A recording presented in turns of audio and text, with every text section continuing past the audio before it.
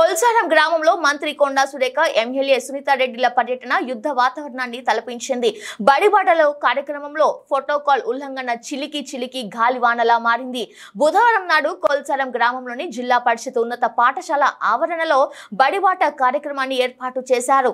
ఈ కార్యక్రమానికి జిల్లా ఇన్ఛార్జ్ మంత్రి కొండా సురేఖ, ఎమ్మెల్యే సునీతా రెడ్డి, టీపీసీసీ ప్రధాన కార్యదర్శి ఆవుల రాజిరెడ్డి, జిల్లా అధ్యక్షుడు రెడ్డిపల్లి ఆంజనేయులు గౌడ్ హాజరయ్యారు. ముందుగా మంత్రి కొండా సురేఖ, ఎమ్మెల్యే సునీతా రెడ్డి ర్యాలీగా వచ్చారు. విద్యార్థులు ఘన స్వాగతం పలికారు. ఇక్కడి వరకు బాగానే ఉంది. బడిబాట వేదిక మీదకు చేరుకోగానే యుద్ధ వాతావరణం నెలకొంది. విద్యార్థుల బడిబాట కార్యక్రమంలో వేదికపై ఫోటోకాల్ ఉల్లంఘిస్తున్నారంటూ కాంగ్రెస్ బీఆర్ఎస్ నేతల మధ్య తీవ్ర వాగ్వాదం జరిగింది. నేతలు ఒకరినొకరు తోసుకున్నారు. ఒకరి చొక్కాలు ఒకరు పట్టుకొని తోసుకున్నారు. ఒక దశలో పోలీసులు కూడా అదుపు చేయలేక చేతులు ఎత్తేశారు. బడిబాట కార్యక్రమాన్ని పూర్తి చేయకుండానే మంత్రి కొండా సురేఖ, సునీతా రెడ్డి వెనుతిరిగారు. వెళ్లే క్రమంలో ప్రాథమిక పాఠశాల విద్యార్థులను మంత్రి కొండా సురేఖ, ఎమ్మెల్యే సునీతా రెడ్డి పలకరించుదామని వెళ్లారు. అక్కడ కూడా మంత్రి ఎమ్మెల్యే పోటీ పడి తోపులాట జరిగింది. అనంతరం మండల పరిషత్ నూతన కార్యాలయ భవన ప్రారంభోత్సవంలోనూ తీవ్ర ఆందోళనలు, తోపులాటలు, ముష్టి యుద్ధాలు, నిరసనల మధ్య జారింది. ఒక పక్క కాంగ్రెస్, మరోపక్క బీఆర్ఎస్ నేతల హోరెత్తిన నినాదాల మధ్య కార్యాలయ భవనాన్ని కొండా సురేఖ, సునీతా రెడ్డిలు ప్రారంభించారు. కార్యాలయంలోని ఎంపీపీ, జెడ్పీటీసీ ఛాంబర్లు ప్రారంభోత్సవం చేస్తున్న సమయంలో ఎంపీపీని, జెడ్పీటీసీని ఛాంబర్లోకి అనుమతించకపోవడంతో ఛాంబర్ ఎదుట ఎంపీపీ, జెడ్పీటీసీ బైఠాయించి ఆందోళన చేశారు. అలాగే కళ్యాణ్ లక్ష్మి, షాదీ ముబారక్ చెక్కులు పంపిణీ వద్ద ఇరు పార్టీల నేతలు జై కాంగ్రెస్, బీఆర్ఎస్ జిందాబాద్ అంటూ పెద్ద ఎత్తున నినాదాలు చేస్తూ ఆందోళనకు దిగారు. ఈ సందర్భంగా కొండా సురేఖ మాట్లాడుతూ ముఖ్యమంత్రి రేవంత్ రెడ్డి ఆధ్వర్యంలో కళ్యాణ్ లక్ష్మి పథకంతో పాటు తులం బంగారం ఇవ్వడానికి ప్రణాళికలు సిద్ధం చేస్తున్నామని అన్నారు.